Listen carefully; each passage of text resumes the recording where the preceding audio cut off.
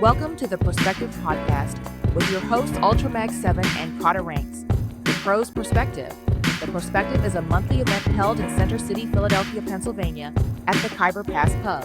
Live music, a live audience, a live conversation, culture, vibes, the Prospective. Peace, people. It's your man ULTRAMAG7. We're back with another episode of the Prospective Podcast. We got a good one today. The brother Sadat X came through. You know, he came into Philly. And my brother Kotta Ranks reached out. And, hey, we got him. It's a great conversation. Filled with much information, little tidbits, a whole bunch of stuff. It's a great conversation. First, want to send get well wishes to my partner Kotta Ranks. Ranks, we love you, brother. You'll be back with us soon. You know, just get healthy. You know, I don't want to get too long-winded. Once again, you know, Sadat X from Brand Nubian, all his solo music throughout his career. He's got a song right now that's burning up the charts with Alamo. You know, we're going to talk a little bit about that. You know, you can follow us at the.prospective.podcast on IG. You can check us out on YouTube. Listen to the podcast on any streaming platform of your choice.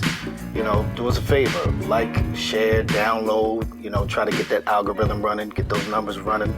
So let's get to it. The Prospective with Sadat X. Here we go. We got claps. Listen.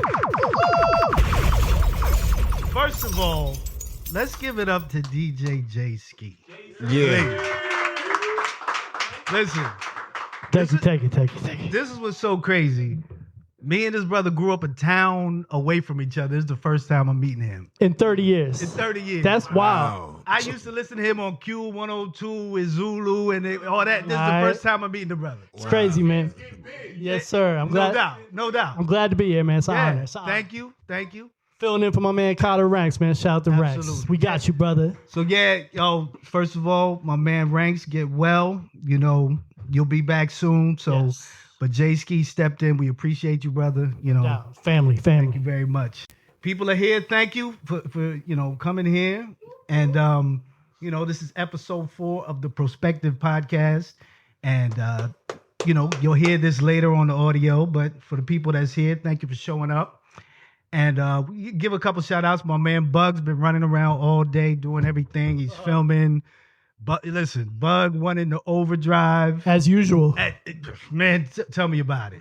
And so Bug, we thank you. We got a look, Sadat's drinking. We got our sponsor, Half Acre Beer. Right. You know. And so shout out to them. Also to the Khyber Pass. Thank you for hosting us once again. Clap it up for the Khyber Pass. Sound man Steve, keeping it sounding crispy and clean. And before you even go into it, I just got to say this. Because I go back to Derek X like a lot of people in the room. Mm-hmm. Word. And we all know how deep Sadat X's catalog is. But like, I just did 2 hours of all Sadat, and I barely scratched the surface. Man, got a lot of albums, a lot of projects, man. Salute to you, brother. Thank you. Please never stop. Thank you. Timeless. Yeah. So, as you've been hearing, we've been building up. We have this man who's one of the most prolific MCs.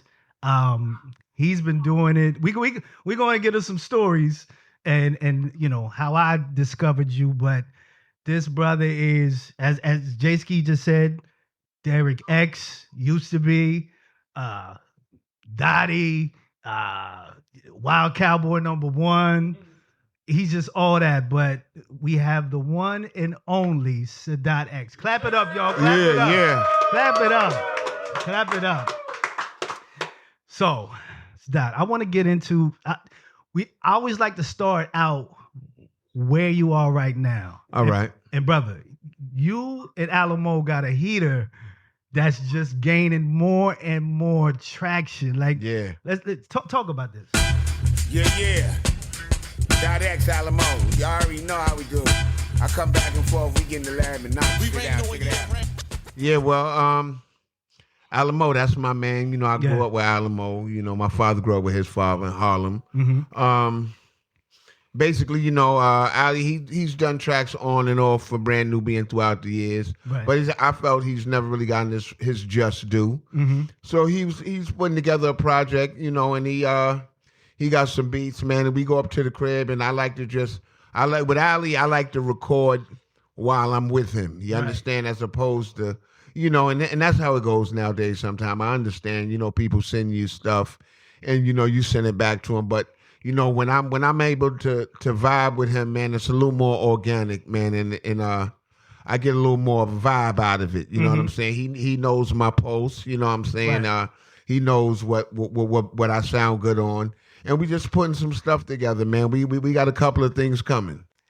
It's so crazy how, like, I remember when I first heard the joint, I'm like, okay, that's a heater. I'm like, X, Alamo, they doing their thing, and then I see this person's posting it. This person's posting it. This person's I think I saw Rock the Bells. Like they gonna.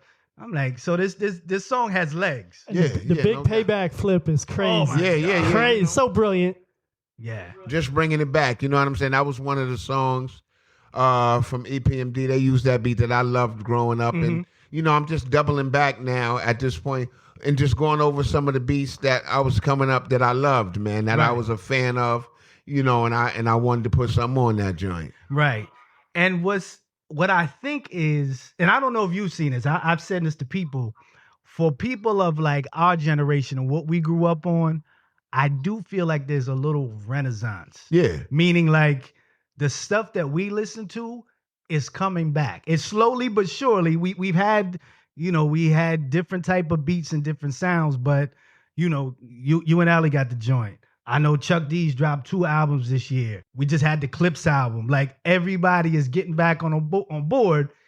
And, you know, you can never sleep on older MCs, but y'all are doing your thing. Yeah, it's coming back. And another thing that I think is what is like, now a lot of people in our generation have finally caught up with the computer age. So they know how to find it now. Right. At one point, a lot of my dudes, they ain't know about the computer. They like, if they didn't hear it on the radio or this or that, they didn't know how to find it. So now I think a lot more of us have become computer literate where we can actually go on, because it took me a while. You know, you get actually literate to go and find certain things. You'd be like, well, damn, I didn't know this dude had something out. Well, damn, I didn't know this person. Right. And it is a resurgence. I mean, myself, Kwame, Master Ace, who's always been around, always putting stuff out. You know, you see the Wu, you know, like, a lot of the older artists, man, you know, I'm not saying that the younger artists don't know, but a lot of stuff they don't know. A lot of the older artists know the art of actually giving a show. You understand? I tell a lot of the younger artists, I be like, listen, if you're able to give a show, you can always perform somewhere, you know, as opposed to just getting up and saying a couple of things and bouncing. Like, to know how to do a show is an art. Right. You understand? And it comes with perfection, and it comes with doing it. Anything you great at, you have to perfect. You understand? And that becomes an art. And that's why I think it's coming back around again with a lot of the older artists. You know, it's gotta, I feel that it's gotta be a mature genre of rap. Now, mature rap, because, you know, like I said, it's nothing against the kids and all, but a lot of them is 25, 30 years younger than me, man. And it's like, we not going to go through the same things. You know, I'm paying a mortgage now. Yeah. You know, if you living with your moms and doing this, nothing wrong with it. But if you living with mom and doing this, me and your thought pattern and I think it's going to be 2 different things. We got 2 different sets of what we go through. Yeah. Yeah. But I always felt like when we were younger getting into hip hop, that we were sold a bill of goods that when we turned 30, we was going to listen to R&B. Like, we was going to get to this age like, oh, you're going to be done with that rap stuff. I'm like, nah, this is the music of our generation. Yeah, and it's like, you know, like a lot of times, man, like I've heard said before, like we the kind of the only genre that tends to bury itself. Like, you don't take this man from Aerosmith or this man, you don't take his guitar away because he turned 60, or you don't take this man trumpet away because he turned a certain age. If he's still doing it, my voice is my instrument. And as long as I can play my instrument, I should be allowed to do it. You understand? Yo, Chuck D just turned 65. Yeah. And he sounds like Yo Bum Rush the Show. Exactly. Still. Exactly. Exactly. I just had I did conversation with my man L. We just had that before you got here. But I want to go back to something you wouldn't remember this, but I do. I met you a while ago, and it was a show in Philly. It was you and Craig G. And whatever the show, the money wasn't right, so y'all didn't perform. But you had your CD, Hell Right or Left. You gave that to me. You signed it. I was talking with you. You was actually asking me, where can I get a good cheesesteak from here, like that? But as you say in your song, same on the wax is the same on the street. So I've always, like, when I meet my hip hop heroes, when they are who they were, you know what I mean? Listen, I've met some hip hop dudes. They got their chest out, and it's a problem. But thank you for just being that dude. Yeah, and I found, like, throughout the years, wherever I go, especially amongst the brothers and everything, like, 9 times out of 10, when you somewhere that's new and you see some brothers outside and they know who you are, they just want to see what you do. You understand? Yeah. They like, how is this person gonna be? And I tell you, 9 times out of 10, what up, brother? Y'all good? Yeah. They'll give you that same love back because, see, our nature is to be loving people. Exactly. You understand? That's just in our nature. So 9 times out of 10, if you give off that good energy, they're gonna give it right back. So That's why I've always prided myself on meeting people, and that's why I think has broadened my experiences in hip hop too. Meeting people, reading, knowing about different places. You understand? Right. All that goes into what I do. Yeah, absolutely. So as I said, thank you for that, and again, thank you for being here. So you said you're born in the Bronx, but when did you move to Nauru? I moved up to Nershaw when I was about maybe about 9, 10 years old. And to Nauru is like Philly is right here and Camden is right there. Right. From certain buildings in New Rochelle, you can see the Bronx and vice versa. So it was right on the borderline. So we've always had hip hop shows, always Cold Crush Brothers, Spoonie G, DST, those groups, you know what I'm saying? That I really had to study because, see, I was a proponent of studying, you know what I'm saying? I would look at them and just like wonder like what was going in their mind when they was performing, like certain moves that they did, because, see, you didn't have TV or nothing. So when somebody played one of them CDs, or not even CD, when somebody played a tape for you and you heard that tape and you heard they was coming to town, the whole week you would just imagine in your mind, like from the voice, like, what does this dude look like? Like he sound like he's big. Like the person that sounds exactly like I thought he was gonna look was Grandmaster Caz.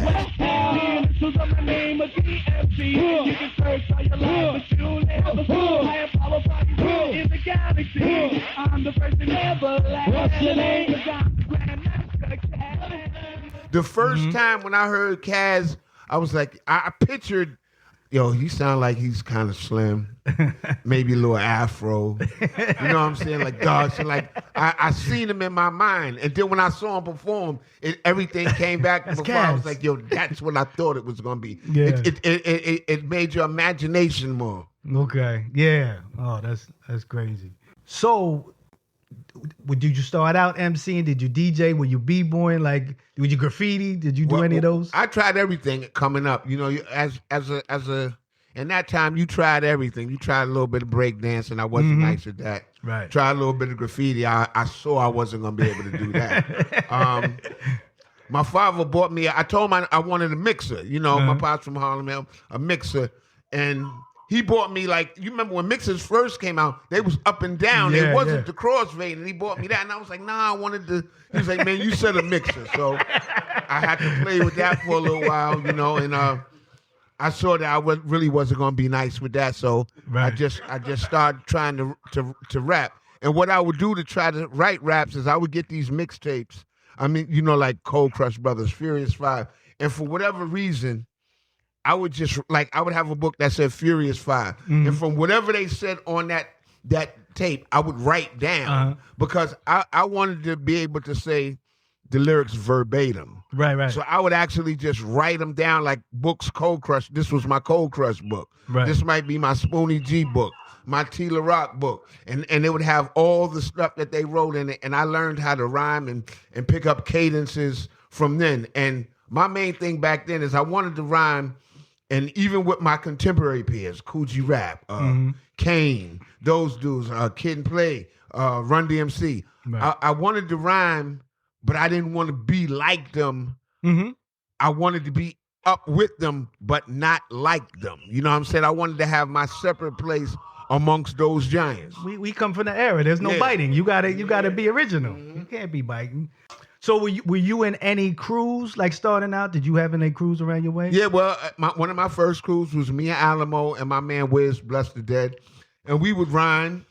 And like I said, in one of my rhymes and Move On Wild Cowboys, you know, I was one of the only few. I used to go to places, barbecue, and they used to be like, take that pork off your motherfucking fork, and they would front and turn off the mic, and I'd be out on my bike, and I'd go somewhere else.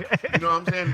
Those words rang true. Like, and that was like what's lost today. That was my apprenticeship period. Like, if I heard somebody was having a party, a house party, or if I heard there was something going on in one of the local centers, I would be like, yo, I'll go. And, you know, like sometimes I'd be able to get on, sometimes I wouldn't, but I would always be ready to get on. You know what I'm saying?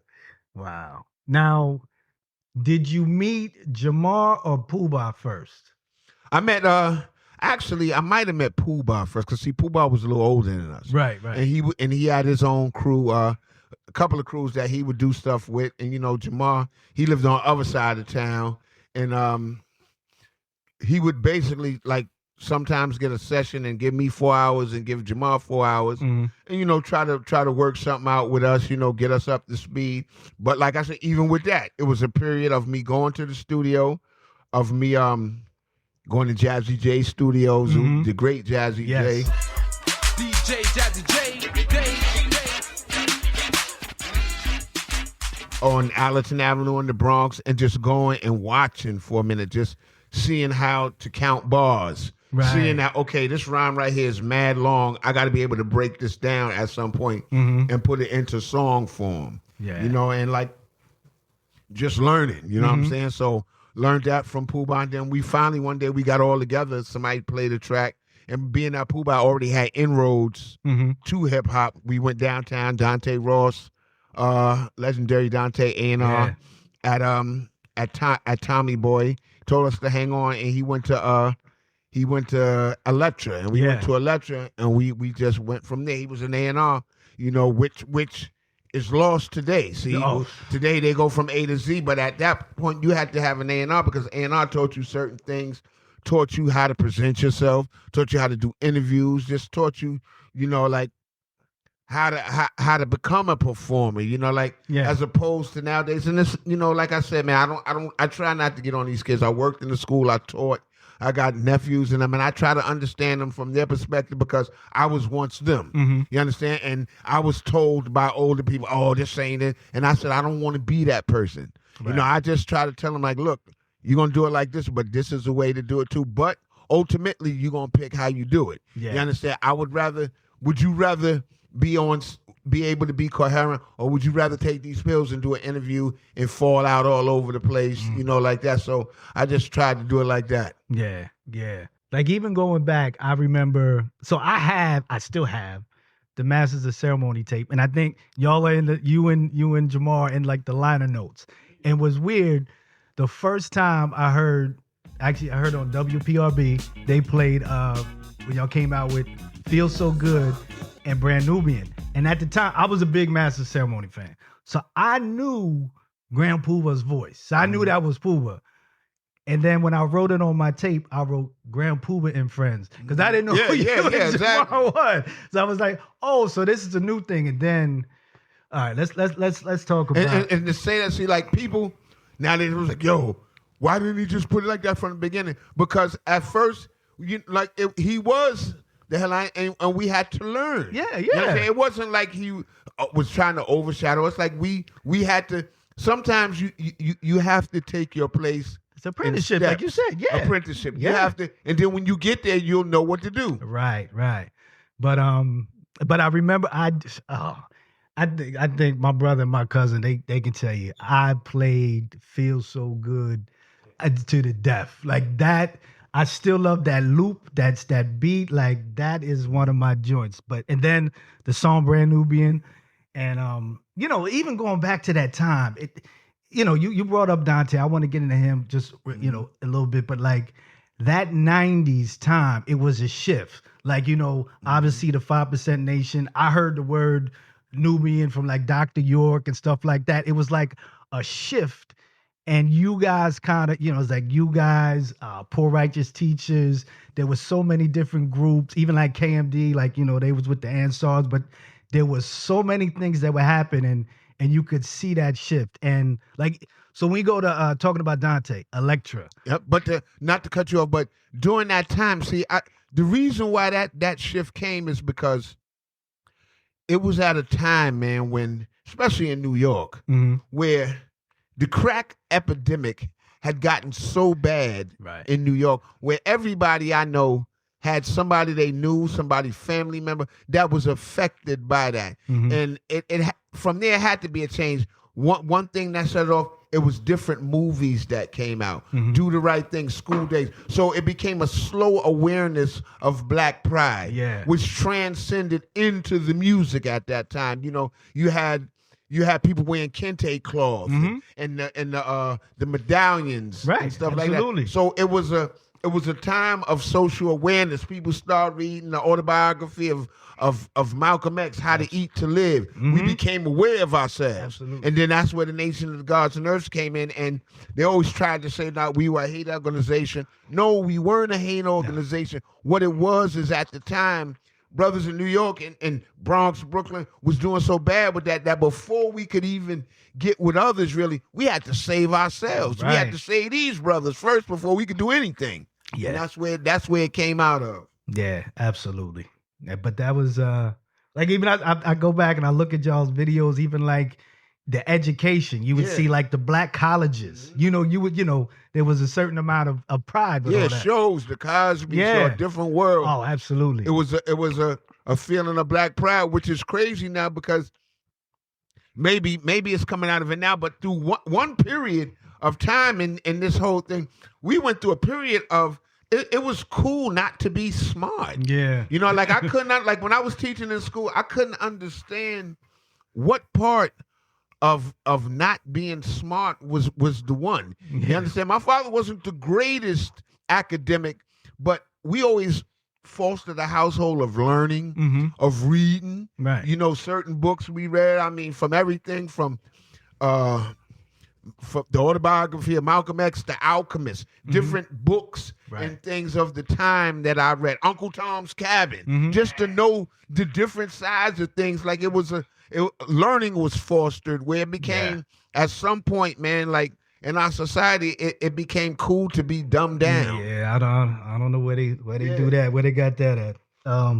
But I wanted, like I said, I wanted to go back to that whole Electra thing. You have Brand Nubian, Pete Rock and CL Smooth, KMD, Leaders of the New School, even Shazzy, like that hard to the left. I remember the magazines. It was like Electra, hard to the left. That whole campaign, like. So were you meeting all those guys at the same time? Did Dante all of them. And it's funny because, Pooh Bah was a little older, but at one point in time, New Rochelle is next to Mount Vernon. Right. Dudes from New Rochelle did not get along with people from Mount Vernon. Right. The first time I went to Pete's crib, Pooh Bah bought me. And Pete was kind of looking at me shaky, like, why you bring him? And I'm like, Pooh Bah, why am I over here in Mount Vernon with this dude? You understand? It was shaky like that, but meeting Pete, then Pete was playing football. He was a lineman on Mount Vernon football team. Meeting him, kind of took down some of those stereotypes. Having all of them, they was on Mount Vernon, we was in New Rochelle. And that was a clash side, but through that music, through meeting them, Leaders of the New School, who we toured extensively with, Shazzy, all those groups, it was like a family. Right. Yeah. I remember I still got all them tapes. Like that time you had that Electra label on there, and I knew Dante did it. Oh, that's a purchase. Definitely. That was he ushered in a whole new sound with that. So let's talk about that One for All album, which I mean is an undisputed classic. We don't have to go to that, but How is it like, you, Alamo, Pooba, Jamar, like, you're just doing, people coming up with beats, you just verses, coming up with ideas. Like, how did you put some of that together? That was a time, man, where we might go to the studio and bring records with us and play something in the studio and loop it and write and record right there. I remember Pooh Bah came with that James Brown record for All For One. And that piece for All For One is a little piece in that record. You got to really be listening to that to find that piece. And like we looped that up and we did it. And that was a time of all groups digging. Like it was a spot in City Island where it was an older white gentleman, older dude, about 60, 70. And you'd go in there and he had the records on any given day. You'd see Large Professor in there. I ran around countless times with Diamond, with Buck, Showbiz, Finesse, because they was all on my side of town. Right. So it was a countless time of digging. It was a guy Bob in the Village downtown, so it was digging. It was actually sitting there putting all that together, man. It was new. It was a time. It was new. Yeah. And that's how we came up. Yeah. So speaking of digging, I've heard you were the one that brought the Edie Brickell sample for Slow Down, right? What happened was one day I was looking at one of those video shows, and I heard the record. Yeah. And I was like, damn, this is kind of hot. And I went. And I found the record, I got the record on a 45. I went and I found the record, and at first we looped it up, and somehow it wasn't working right. Right. And we came back around as one of the last records, and we looped it, and it came together. We put it out, and the thing was, when I went and found that record, it was out. It was on the radio. So in order for us to use that, we had to get clearance from her. Right. And she gave us the clearance. Edie Brickell and the New Bohemians. If she would have said nah, we couldn't have used it. You understand? Yeah. So always grateful to Edie Brickell and the New Bohemians because they actually cleared the sample to allow us to rock. Right. That's Paul Simon's wife. Paul could have stepped in and been like, nah. Right. But he gave us a solid. Yeah. Oh, that's crazy. So, I've heard, I've watched interviews with you guys before. It's like, how was the progress of the album? Like when it first came, was it like a slow build, or how did that go? Like the popularity of the album when it came out? It was slow at first. I remember it came out and we did the Feel So Good.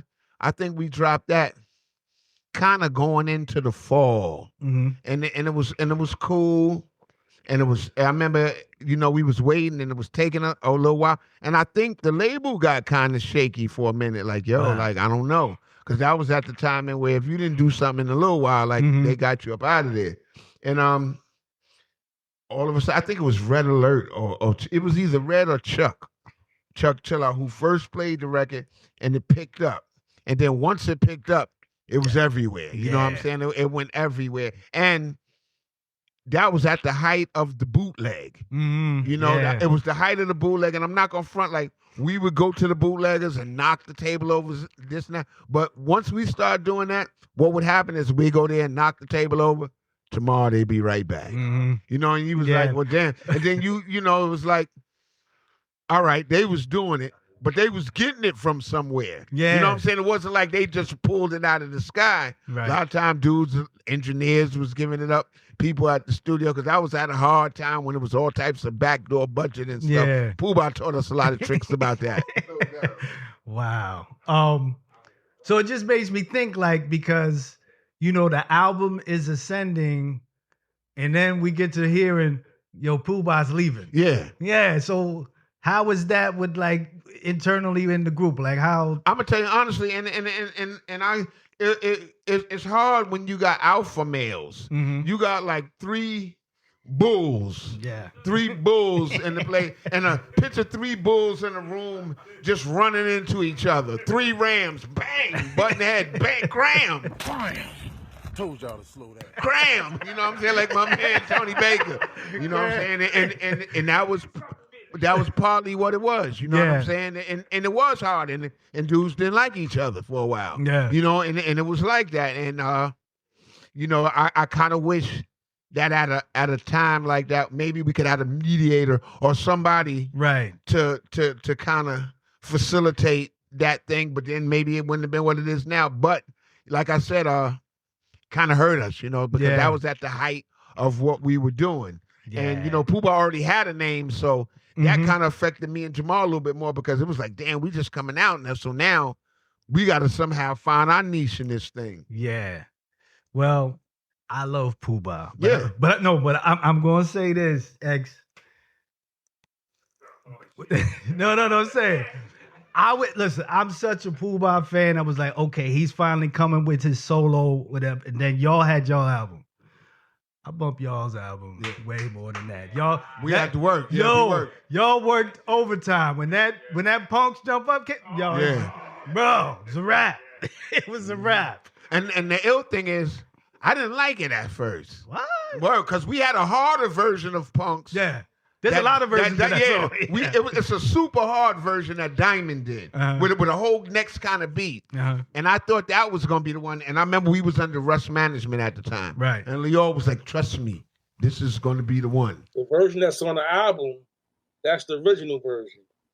Leo Cohen was like, yo, you know what? Let's make this the main version.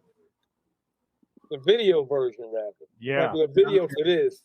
Right. Still got the album version. So that's just a little trivia right there. And that was the one, right? No doubt. Diamond did that. That's the one with the Rocky type ones. Yeah. But there you go.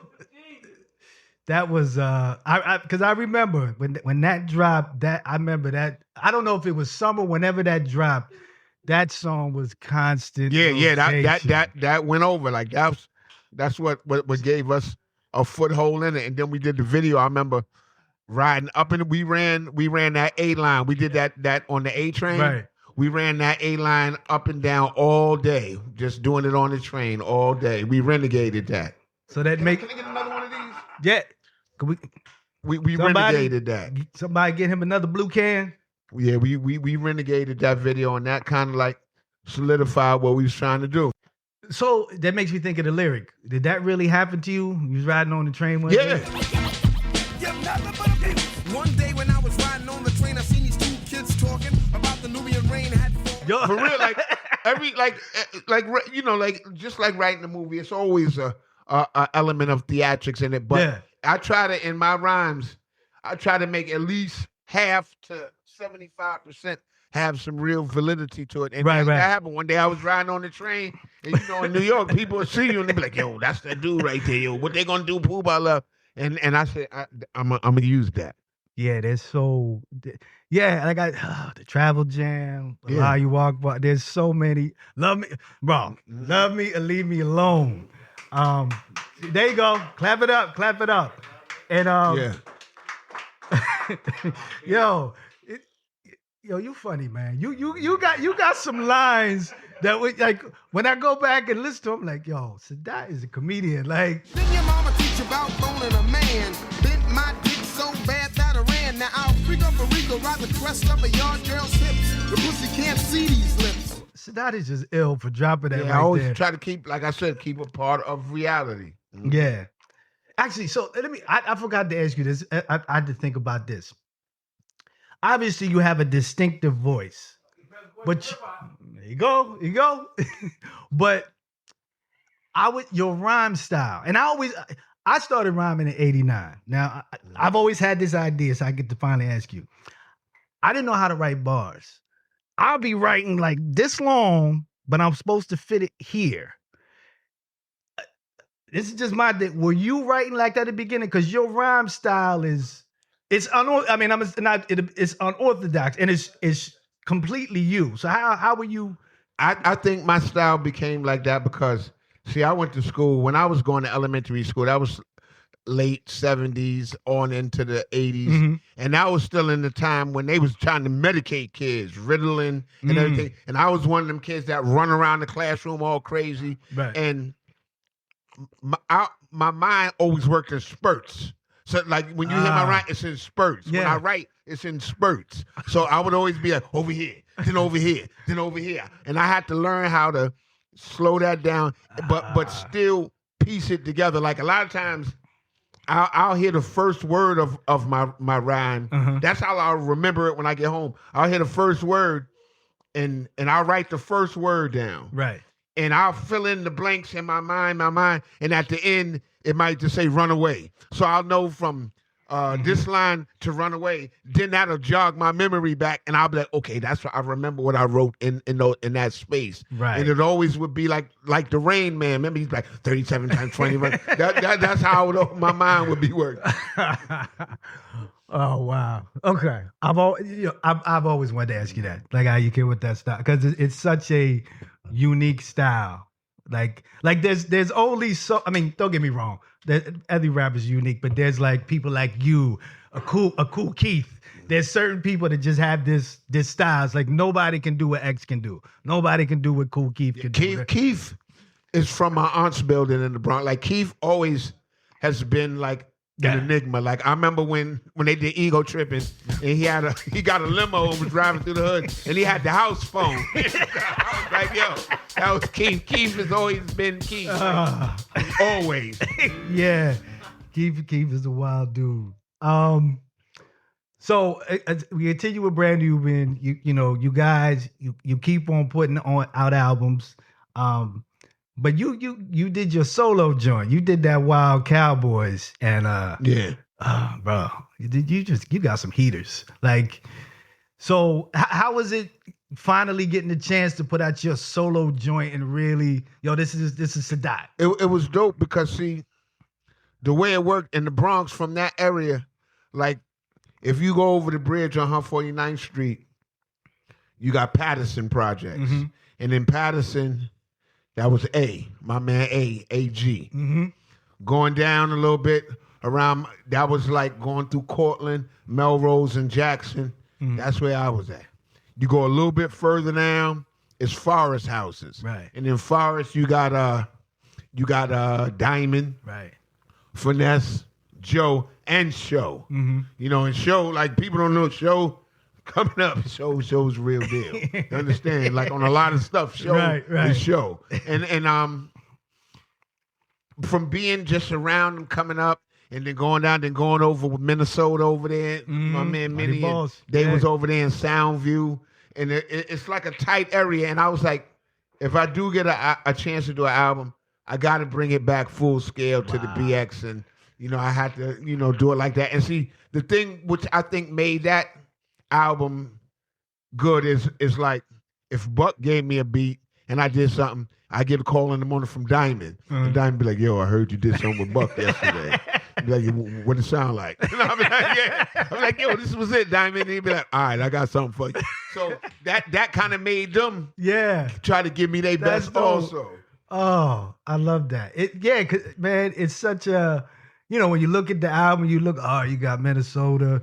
You got all these different producers, Diamond D and Pete. It was just that's my everybody tried to one New York. Yeah, everybody tried to one up, so that made it even better. Cause I'd be like, yo, Pete, man, I'm telling you, Diamond gave me this joint, man. What you got, yo? Like, nah, that ain't gonna top with Diamond. A word, yo, X, give me a minute. Then boom. Cause Peter just put it together right then and there. Yeah. Yeah, whatever happened to D-Dog, man? I haven't heard from D-Dog in a while, man. D-Dog's a good boy, no question. My joint, Escape from New York. Oh, that was my joint.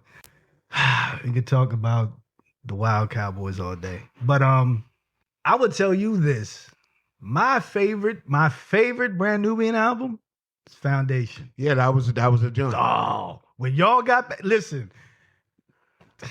All four of y'all, when y'all got back together, oh my God! Yeah, that was one of my favorites also. Because by then everybody was pretty much established. We came back around. We already knew it was business, and we knew what it was. You understand? Yeah. Oh my God! When you starting that album with that Primo track.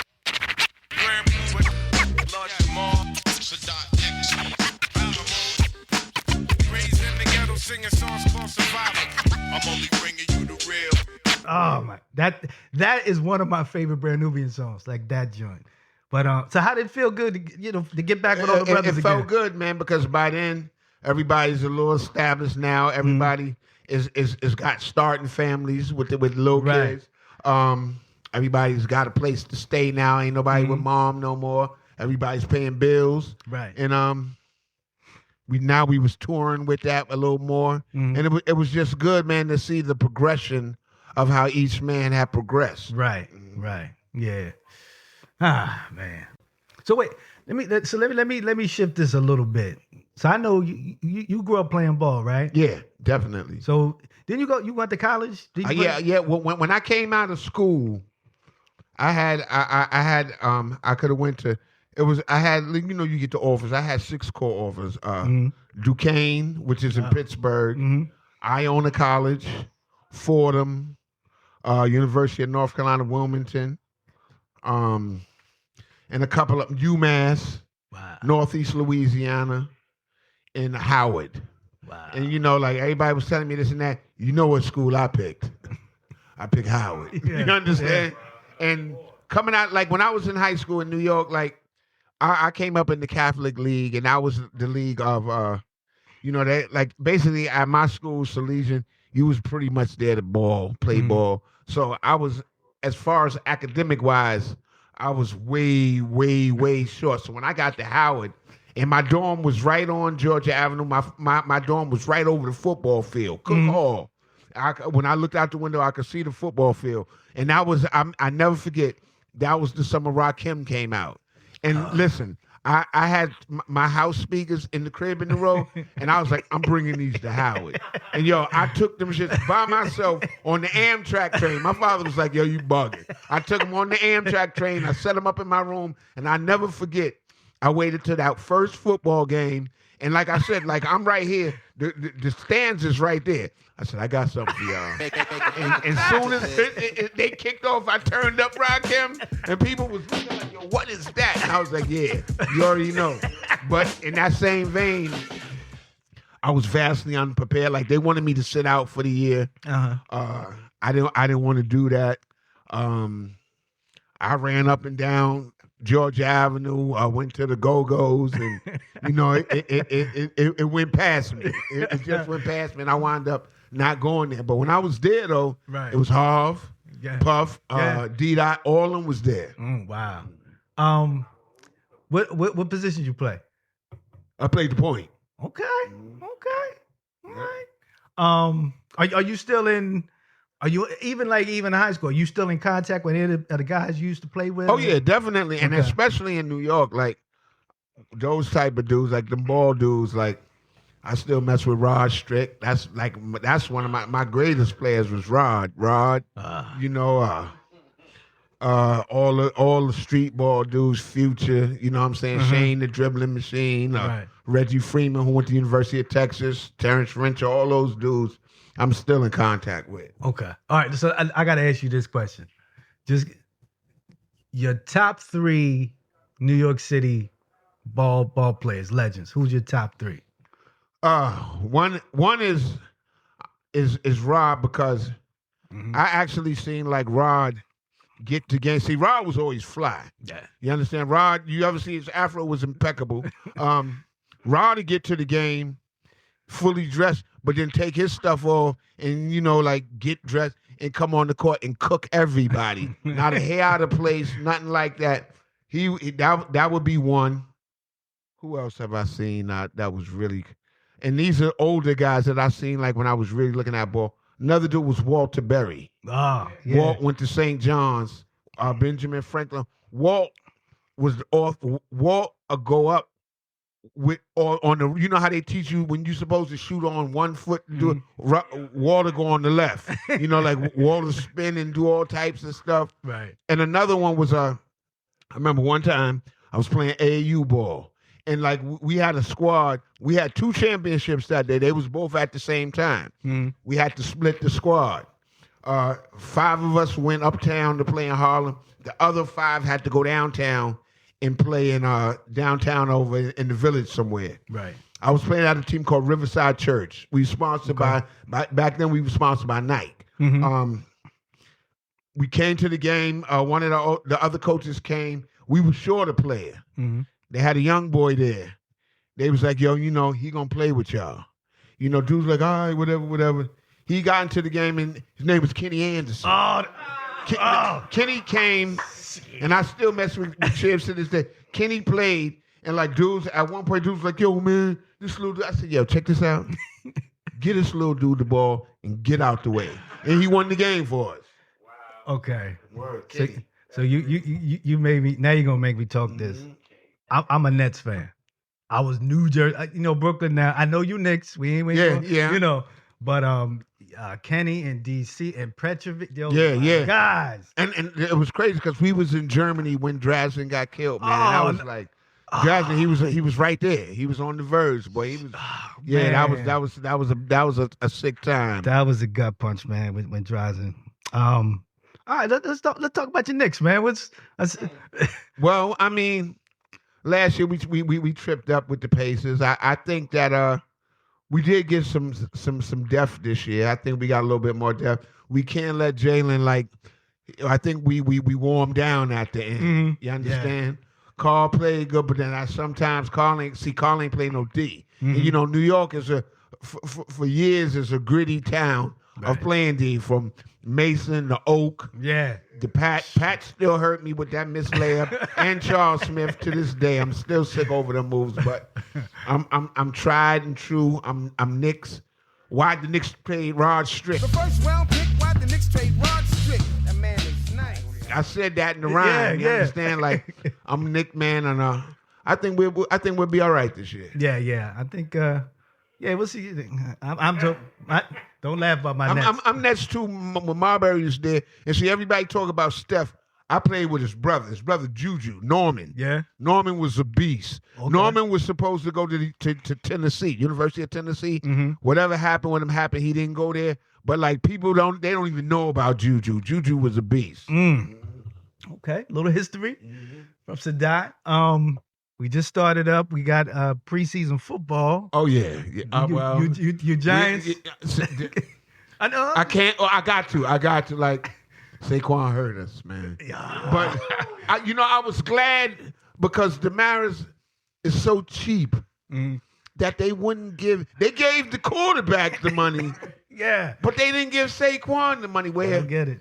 It was like bittersweet. It was like swallowing a sword. Like I wanted Saquon to do good. I didn't know they was gonna win the Super Bowl. Yeah. But I was glad that they did that. For years the Eagles have been our rivalry from when Herm Edwards picked up the fumble from them days, from Reggie White on Harold Carmichael, Willard Montgomery. Miracle at the Meadowlands. So, I was glad that Saquon did that. Now, as far as we gonna do this year, I have no idea. Yeah, I have no idea. I do know that Alamo's son, Elijah Jones, cornerback, Boston College grad, the Arizona Cardinals. Oh, word? Oh, okay.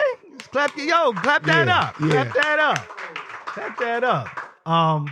Well, I just got to say this, X. I got my brother, my cousin. We are Cowboys fans. Okay. I know we in Philly and they don't like that, but we Cowboys fans. All right. So and we got our own rivalry with the Giants and everything, but it is what it is. But football will be back in effect. I tell you. Oh yeah. It's funny because I got to tell you, listen, you played that song Funny How, but you're funny, man. Like I watch you be sitting there, you get your little snacks, you be chilling ready to watch the game, and then you be like, the Giants lose, you be like, yo, man. Like I watched your post, Pete Rock's post, I always watch your and then we live and die, and there's zero tolerance for Knick games and Giant games.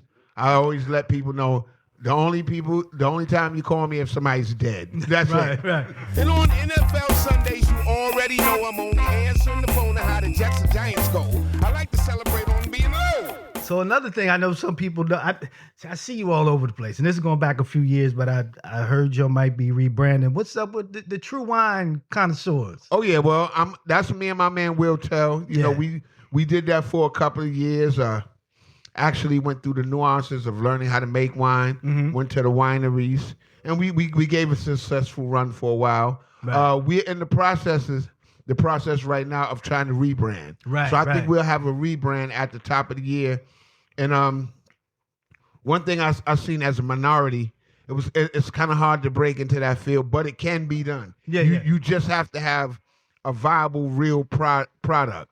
You understand? Because you see a lot of people get into the wine thing, and just because you slap your name on it, like that don't make it, that don't make it the best. You really got to actually study that. Like Will Tell, my partner, he's become a sommelier from that, where he actually works in the wine industry now. So we're in the process of rebranding. Yeah, I remember I was watching the show. Like I would see y'all, and I'm like, oh, and I was like, this is dope. I like that. Like I'm a beer drinker myself, but when you get a nice steak, you got to pair it with a wine. Of course. So I actually learned some things watching y'all. I'm like, okay.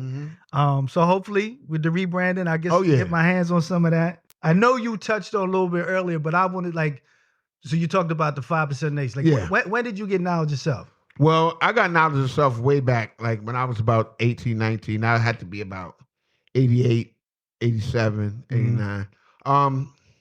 It was a lot of the brothers that lived in New Rochelle. And like I told you, at that time, a lot of destruction going on in New York. A lot of people had lost the knowledge of themselves, dealing with that substance or what have you. And these brothers from the 5% Nation, see what it was is the father, like he was, so-called expelled from the nation. You understand? And when he was in the nation, we know the brothers from the nation, and I love the brothers in the nation. And they went to the jails and they got a lot of our brothers reformed and back on point. But it was a certain element that even they couldn't reach. Right. You understand? It was a deeper street element of dudes that they couldn't reach. And that's where the father came in. He was like, well, I see what the nation is doing, but we still got some brothers that I need to be able to talk to them in their language. Right. And, and he came through and certain things that was allowed for them to do and continue. But he taught these brothers, and they were strong brothers, and we still needed to have them enfold. Right. And he went and reached these brothers, and they gave us a certain set of mathematics to follow. They have the school uptown, and we became into the nation of 5%, the nation of guards and nerds. Strong foundation in Philadelphia, the nation of guards and nerds. Definitely a strong foundation down here. Right over the bridge in Camden, another strong foundation, Trenton. So we became a part of that and continue from there. Like leaders of New School, Buster, Rakim, Kane. So we took it from there. Right. That was a good time in hip hop. Good time in hip hop. And lastly, I want to talk about you talked about teaching when you were in the school with the kids. Like what did you teach when you were in the school with the kids? Like, I actually taught hip hop.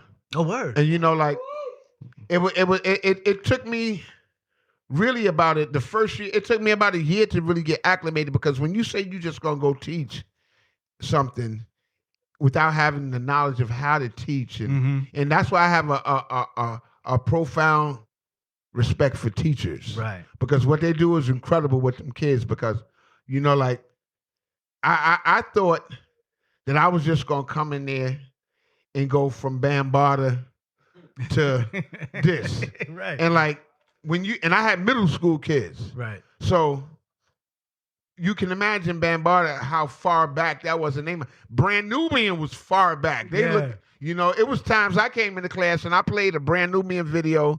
I just put it on and the kids would look at the video and then look at me and then look at the video. Like, Mr. Murphy, the quality of this video is terrible. I used to be like, damn, yo. I used to be like, yo, it was back there. So I had to literally, first of all, I had to get with it was a couple of the teachers, some female teachers. They was like, look, if you want to reach these kids, this is what you got to do. You got to come up with a lesson plan. Right. You know what I'm saying? You got to know how to do a PowerPoint. And I actually had to learn how to put my lesson plans together. And I will put my lesson plans together for 2-3 weeks ahead. So I would go into like certain things. Like, for instance, I did a lesson on Bismarck. And I was like, how can I make these kids aware of Bismarck? Boom, Bismarck was on a show called Yo Gabba Gabba. Yeah. So I had to play Yo Gabba Gabba, and then She's Just a Friend. Yeah. And I play Yo Gabba Gabba, and I play She's Just a Friend. They play, Mr. Murphy, is that the guy? Yes, it is. and that's how I had to connect. You had to find a connecting factor where it became a thing of, I would get my lesson plans, and on Friday, I would be like, look, if we can get what I need to get through the week, on Friday is your day. Mm-hmm. Y'all can play anything y'all want as long as it don't have no cursing. But you have to be able to explain to me about this video and explain is it real or not. Because sometimes I'd play a video and they'd explain to me, I'd be like, now look at all this stuff that this person is doing, is talking about. Is that real to you? And they'd be like, nah, Mr. Murphy, I don't think so. He's talking about this, and I don't really think that could happen. So now you're getting it. Yeah. You understand? So that's how I went into the teaching. Plus, where I taught was in the hood. Mm-hmm. And it was in my hood in Brooklyn. Right. I knew all the kids, and I knew their parents. Mm-hmm. So a lot of time, the regular teachers there, that was like a whatever time, 7 to 3, 7 to 4, that was a thing for them where a lot of times these kids will act up. And I'll know. I'll be like, listen, you already know I know your father. Yeah. You know I'll go right with you across the street and get your father. He'd be like, I was bugging out, Mr. Murphy. Yeah, you bugging out right now. Go have a seat. So I was able to connect with them on that, where it was times I was off where the teachers would call me and be like, Mr. Murphy, could you come in, please? Jamal's bugging out. And I'll come in, I'll be like, what you doing, yo? Go have a seat. And I'll be like, all right, don't make me come back up here again today. So that was one of my greatest experiences. Yeah. I was more nervous, actually, in those first days of teaching than I ever was on stage. Yo, let me tell you this. Okay, I'm glad you said that. My homegirl, shout out to my homegirl Dale. She's a school teacher, and it was Black History Month, and they were talking about music, and she was like, "We're gonna talk about Public Enemy." So I said, well, if you need some information, I'll supply you with the information. She was like, "Would you want to come up to the school?" Now I know I work with Chuck. I know Chuck. I said, all right, I'll do that. Bro, I'm 50-something. I'm in front of these kids. They don't know, they might know Flavor Flav, but they don't know Chuck. So I'm in front of the... You coming and they sitting there, then they playing around. Yeah. You're like, oh my God. It was the most... and it was a room. Yeah, it was like 50 kids. And they looking at me like, yeah, entertain me. So exactly. I had to have my videos. I showed like Fight the Power. I showed them who Flavor Flav was. I did a song with Chuck, so I played them that song. They be like, you did this with this guy? I'm like, yo, they in the Rock and Roll Hall of Fame and all that. But it was like, I was up there nervous, like, yo, I was nervous. I actually, in my class, like, they was like, yo, we want to make a record, this and that. I said, y'all want to make a record? Cool. I got my man who's a hip hop artist, one of my greatest dudes for doing it, John Robbins. Legend stature, since the prime factor of the blast master, gift the gab, mic grab a rapper.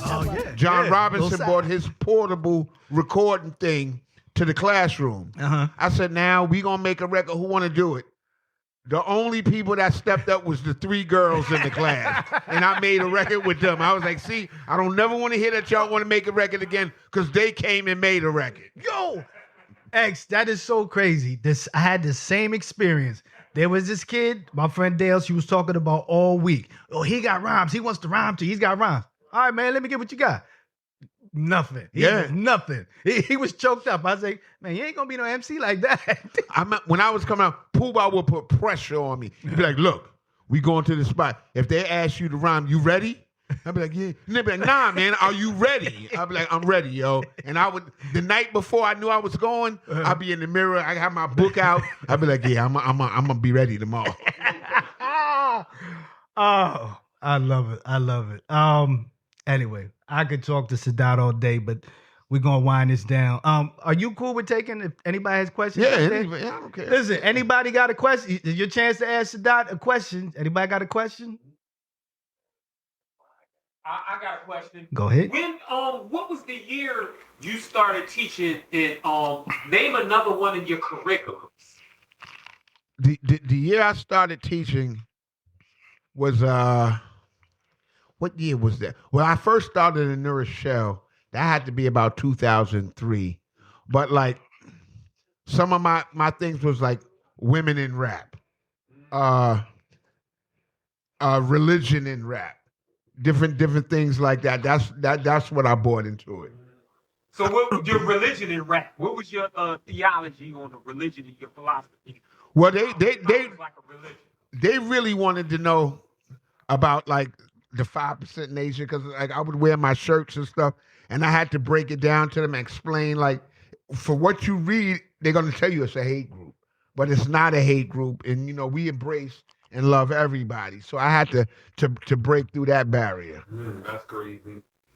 I learned the same thing, but then I learned that it ain't hate, it's all love, baby. And that's what it is. Yeah. Power and wisdom. In the days, math is wisdom. There you go. I wanted to say one thing before I be out too. Like, as far as what I'm trying to promote now, man, is also, amongst the brothers and amongst everybody, white, black, men. This among men is health. Yeah. You understand it's health, because on April 18th of this year, I was at work, and I was eating lunch, and I felt the pain. I thought it was gas. I'm like, damn, it's gas. Like, do I have gas? And I'm sitting there. I'm at work, and I'm sitting there, and I'm like, damn. Slowly but surely, like, it felt like I was getting warm, and I felt the pain in my lower back, and it kept rising, and it kept rising. Well, now it felt like it was in my ribs now. So I'm like, damn. And then I remembered from being little, like, they said if you was having any problems, take an aspirin. Right. So I went to my locker and I got an aspirin, and I was like, damn, like, all right. So now I'm sitting there, I'm starting to sweat. So I'm like, maybe I need to go outside.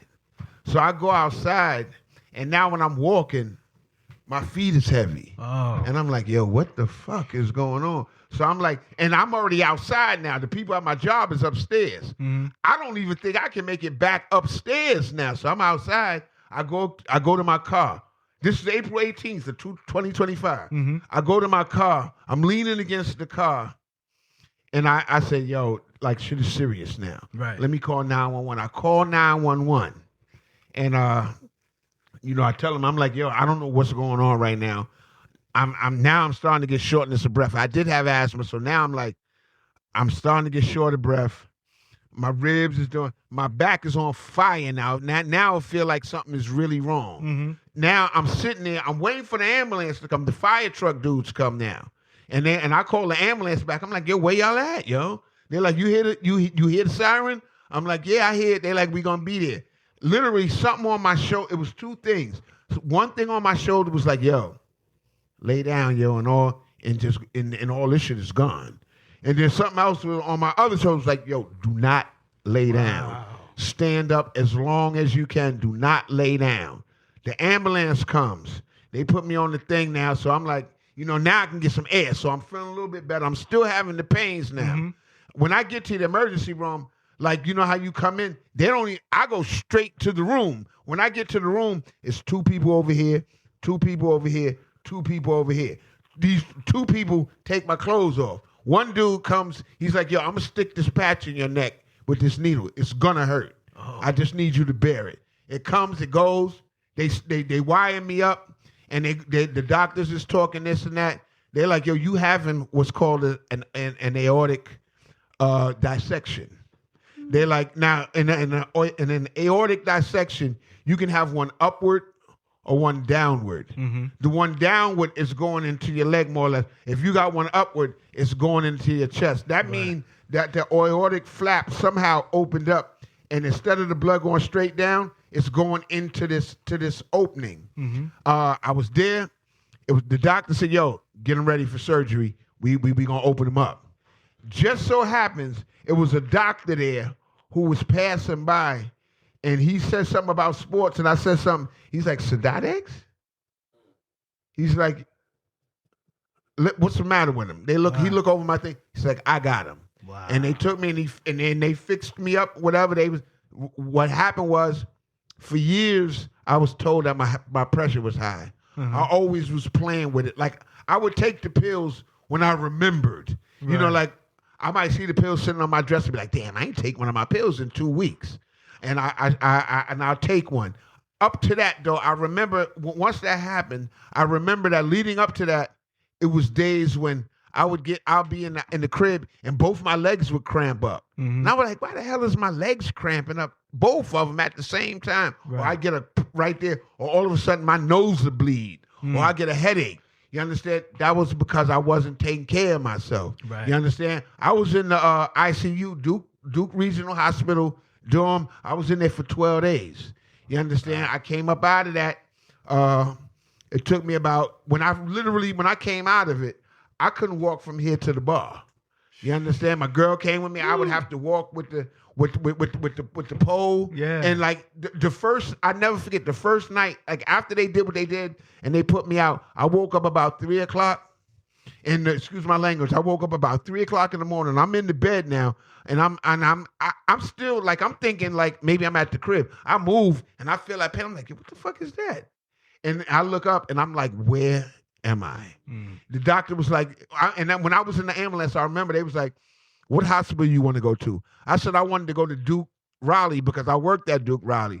They was like, if we take you to Duke Raleigh, you won't make it there. We're going to take you to Duke Regional, which is right around the corner. They took me there, and once I came up out of it and everything, they explained like, yo, like if you wouldn't have called 5 minutes earlier, like we wouldn't have been able to do nothing for you, because 90% of their aortic dissections go upwards. That's what killed Lucille Ball, John Ritter, who died on set of his show. He died of that. Wow. You understand? So I've been working my way back. I've been taking the medication. I still sometimes feel a little shaky, but I'm good. You know what I'm saying? And I'm working towards it. And I tell everybody, man, like, health is a blessing. You know, what kept me going was my babies. I got a 32-year-old daughter and a 4-year-old daughter. You know, so picture that. Like, the divide is crazy. Yeah.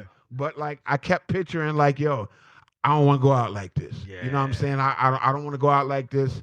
You know, I was like, if I do have to go, you know, I've been all over the world now, but I don't want to go. So I tell everybody, man, like, take care of your health. Women, men, especially men, because a lot of times as men, we don't want to go to the doctor. Right. You know, your girl tell you something, your wife, let me mix this shit together that I seen, or do this. Like, and like, even if you don't want to go to a regular doctor, or you want to go to your spiritual doctor or one of the street, go to somebody and keep a monitor of your pressure. Yeah. You know, regardless if he's going to give you this treatment or that treatment, keep a monitor. And I do that now. You know, like, maybe I should have did it earlier, but I'm doing it now, and hopefully, you know, I could be around for a little while longer. Yeah. Well.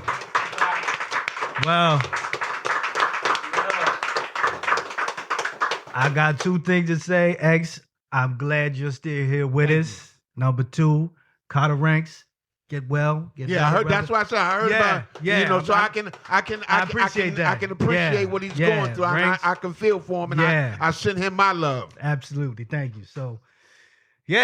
All right. Anybody got any more questions or? I know you got a single out now, but what other projects you working on? I got that single. I did a single about the experience I'm talking about. It's an animation single. Well, that'll be out soon. I'm also doing something with a brother from right here in Trenton called Divine Drummer. I haven't let none of them joints out, but if y'all know about Drummer, y'all know what he's working with. And it's been killing me not to let something go, but I want to keep this one under wraps till it goes. Even though we're in Philly, there's a large New Jersey contingent here. I can imagine, no question. NJ Drummer, that's my man. And hopefully a Brand Nubian thing will be coming soon.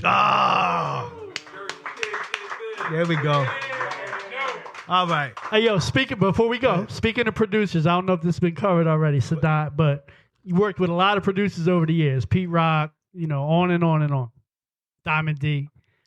Could you name your top 3 producers that you've ever worked with in your whole career? All right, the top 3. I would definitely say Pete. I would say probably Buck. The number one top one though is Diamond. Because see, like me and Diamond, it's more of a personal thing. Like I've ridden around with Diamond for like 4 or 5 hours just listening to one beat, just driving. Because you know how sometimes you might smoke something and you get that one song and you just rewind it 1,000 times. Right. And I've just ridden around with him for 4 or 5 hours aimlessly in the Bronx playing joints. Word. It's crazy because I played The Business earlier by Tribe, and I forgot that both of y'all were on that record. Yeah. So it makes sense. That's what's up. You don't want to make a fish that's wild. Yeah. Oh, man. Anything else? Going once? Twice? Well, listen, everybody, let's clap it up for Sadat X. Thank y'all. Thank you, sir. Thank you. All right. Hey, yo, check it out. This is the Prospective Podcast with ULTRAMAG7 and Kotta Ranks and your man Sadat X, the Wild Cowboy #1. Yes, we want to say peace and thank you to Sadat X for coming through. We hope you enjoyed the episode. I know I had a great time. Sadat is one of my favorites. Again, hope you enjoyed the episode. Tell your friends, like, share, download. That gets the algorithm going. Thanks to everybody around the world that's listening. We got people listening all over the United States, Europe, Asia, Australia. Let's keep it going.